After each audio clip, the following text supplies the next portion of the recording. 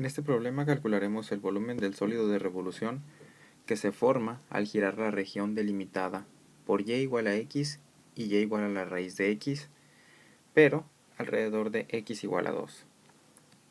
Lo que significa que primeramente tenemos que encontrar cuál es esa región que está generando ese sólido y luego hacer un bosquejo de la figura que se generará al girarlo alrededor de x igual a 2. Comenzamos graficando las dos curvas, y igual a x y y igual a la raíz de x, sea que lo hagamos con una tabla o con algún programa, y aquí tenemos su representación. Una vez que hicimos nuestra gráfica, identificamos que la región que será girada y que dará origen al sólido de revolución es la que está entre estas dos curvas, es decir, la región de aquí. Y además que esta región girará alrededor del eje x igual a 2, es decir, girará alrededor de este eje. Luego, para tener una idea de la imagen que se generará, ponemos el espejo de esta región alrededor del eje que acabamos de dibujar, para lo cual pondré aquí unas líneas auxiliares para tratar de dibujar el espejo de esta imagen alrededor de los puntos donde se toca la otra curva, o donde se tocarían en la imagen en espejo, es decir, de este punto y de este de acá. Entonces, una vez que la giramos, en la figura espejo aparecerá la línea que teníamos en azul acá, la de la curva y igual a x, o sea, la de adentro, esta de aquí, es la que acabo de dibujar en la forma del espejo, y también dibujamos la otra, que es la de la raíz de x, la cual dibujamos igualmente en forma de espejo.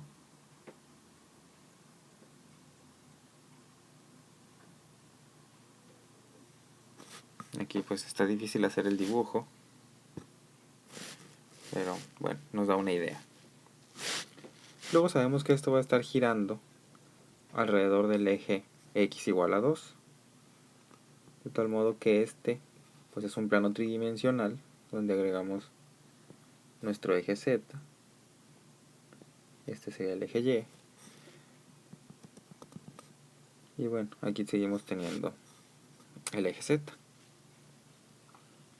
Hacemos un bosquejo de la figura que se generará al girar esto alrededor de x igual a 2 y vemos que es una especie de sólido, pues con una figura medio interesante.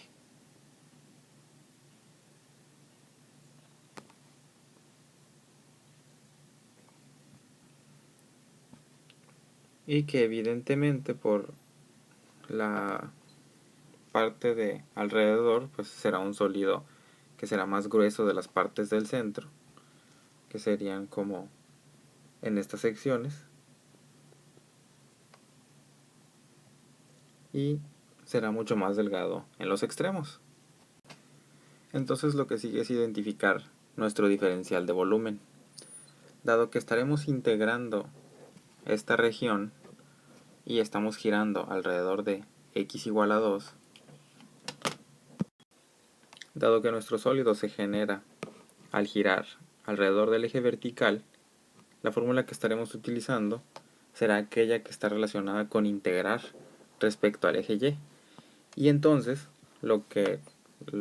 la siguiente parte que nos toca deducir para poder aplicar nuestra ecuación es encontrar nuestro diferencial de volumen. Para encontrar el diferencial de volumen, lo que haremos será seleccionar un corte de esta figura que acabamos de generar, de tal modo que podamos obtener un diferencial de volumen como un cilindro de aproximación que después integraremos respecto a y.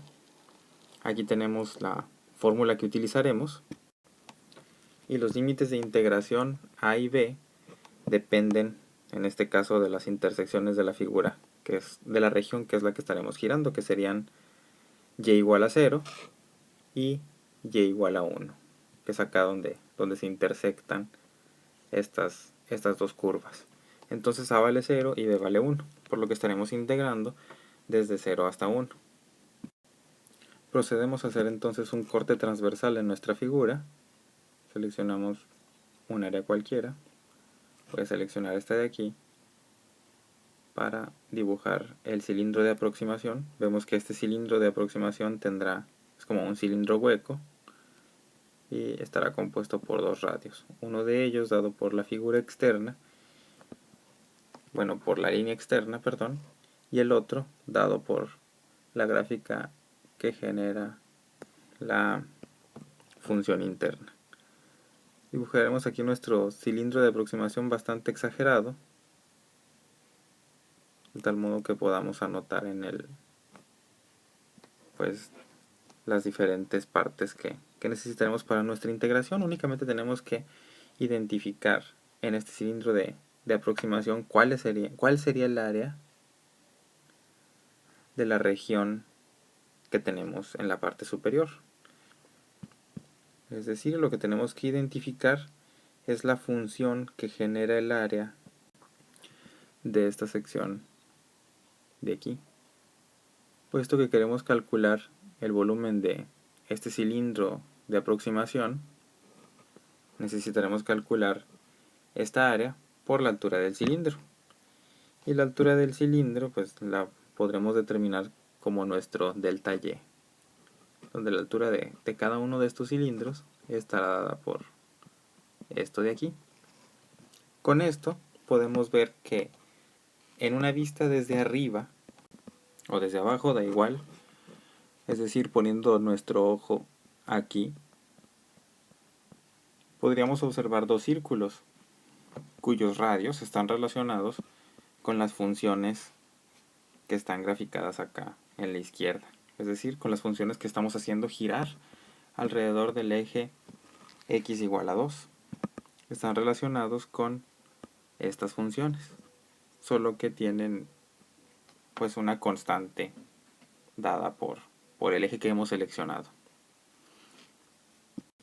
De hecho, antes de hacer la gráfica de los círculos, aquí podemos identificar que el radio del círculo de adentro está dado por esta distancia y el radio del círculo de afuera, para no amontonar en la figura, proyectamos un poco para acá y vemos que está dado por esta otra distancia. Ahora dibujamos los círculos. Aquí trataré de dibujar los otros círculos en perspectiva, por lo que haré esta figura un poco más chica. Y vamos a ver, proyectamos unas líneas hacia abajo que estén relacionadas con el cilindro de aproximación para el diferencial de volumen que estamos tratando de obtener. Y entonces dibujamos aquí nuestros dos círculos, tratando de que queden un poco redondos. Dibujamos aquí nuestro círculo exterior y un círculo interior, en los que vemos que los mismos radios que hemos dibujado acá arriba, es decir, este y este, son los radios que tiene este círculo aquí abajo. Esto que tenemos aquí es el eje X, son los mismos valores que tiene el eje X arriba.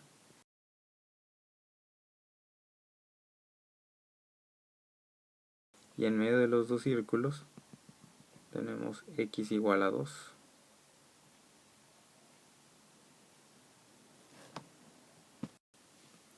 Debemos recordar que, dado que vamos a integrar respecto a Y, primeramente despejamos nuestras funciones como funciones que dependan únicamente de Y, de tal modo que las que vamos a integrar son X igual a y X igual a Y cuadrada.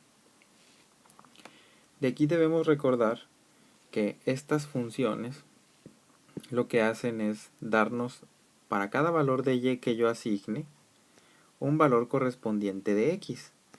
De tal forma que si nos fijamos en esta línea, en la línea X igual a Y, vemos que para cada valor de Y que se escoja, lo que me estaría dando la función X igual a Y sería la distancia que existe desde el eje Y hasta la función.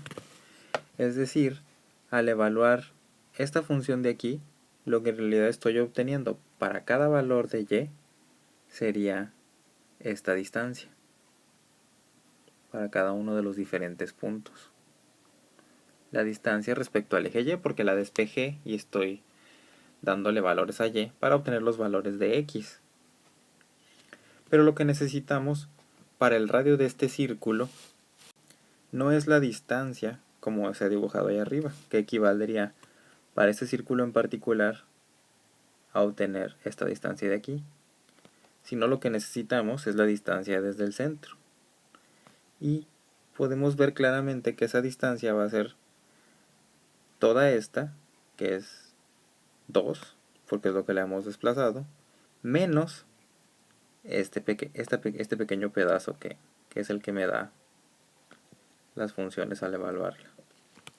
Entonces lo que tengo que hacer para obtener este radio de adentro es tomar el 2 y restarle lo que me da la función, en este caso x igual a y.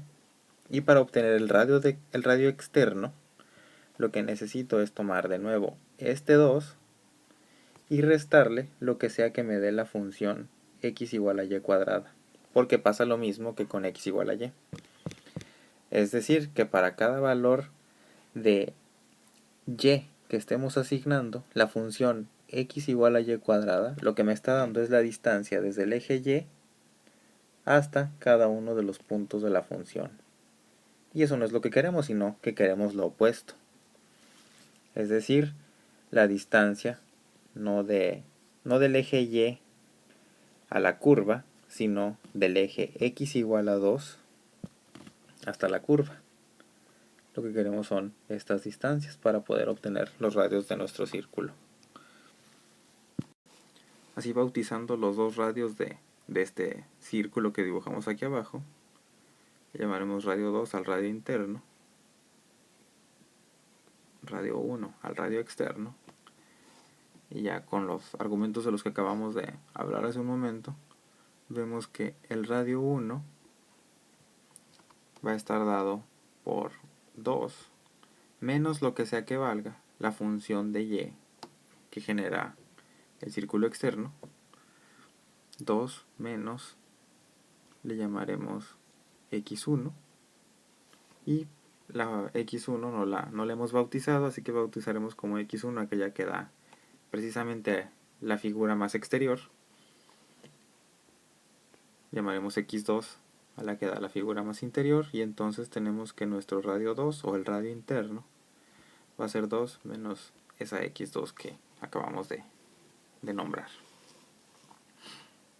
Por formalismo, esto es equivalente a decir 2 menos la función de y, la función 1 de y, o 2 menos la función 2 de y.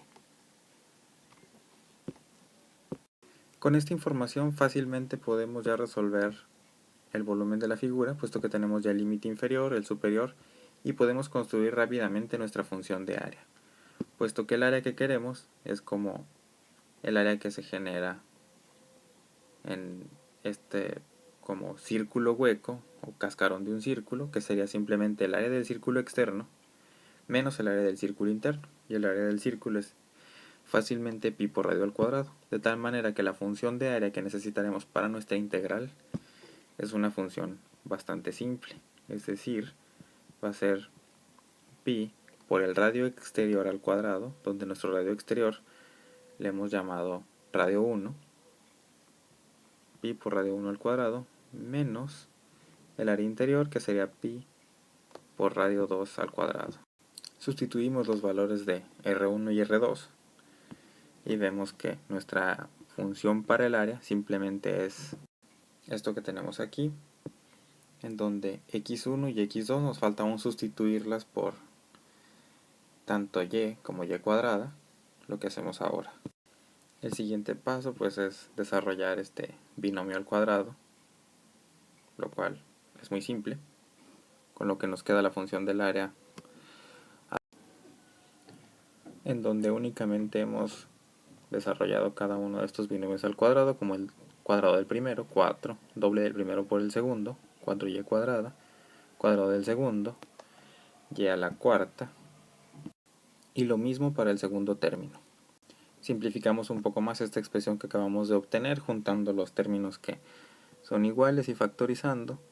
Identificamos que hay un 4pi aquí que se va a ir con este menos 4pi acá, y además hay términos que se pueden sumar, como este menos 4y cuadrada se puede sumar con este menos y cuadrada, de tal suerte que tendremos menos 5y cuadrada. Los otros términos no se pueden sumar, nos queda simplemente más 4y más y a la cuarta. Aquí ya hemos factorizado el pi al exterior y multiplica todos los términos. Entonces lo siguiente es únicamente aplicar esto en nuestra fórmula para obtener el volumen. De tal modo que el volumen sigue siendo la integral de la función área que depende de y respecto a y. Sustituimos lo que acabamos de obtener en esta ecuación y podemos realizar la integral. Aquí hemos factorizado el pi desde el principio fuera de la integral, multiplica todos los términos, y entonces resolvemos la integral para cada uno de ellos, donde todas son simplemente y a la n, con lo que nos queda este resultado. De aquí vemos que al evaluar en 1, pues obtendremos un valor, y al evaluar en 0, obtendremos 0, de tal suerte que el cálculo de este volumen es únicamente al sustituir el 1 en cada una de las y's, puesto que en las otras cada término da 0, y luego 0 por pi pues vuelve a dar 0. Nuestro resultado final entonces va a ser únicamente pi por menos 5 por 1 al cubo sobre 3 más 4 por 1 al cuadrado sobre 2, que será 2, más 1 a la 5 sobre 5. Simplificamos un poco más esta expresión y nos queda esta expresión que tenemos aquí. Vemos que esta expresión la podemos simplificar aún un poco más, y aplicando un poco de álgebra podemos escribir esta última expresión de una manera más sencilla. Es decir, sumando el 2 más un quinto me da 11 quintos, y luego puedo simplificar esta nueva expresión sacando un mínimo común denominador que es 15. Hacemos productos cruzados y nos queda arriba en el numerador menos 25 más 33 que multiplican a pi, de tal forma que el volumen final es simplemente 8 quinceavos de pi. Y listo, resolvimos nuestro problema.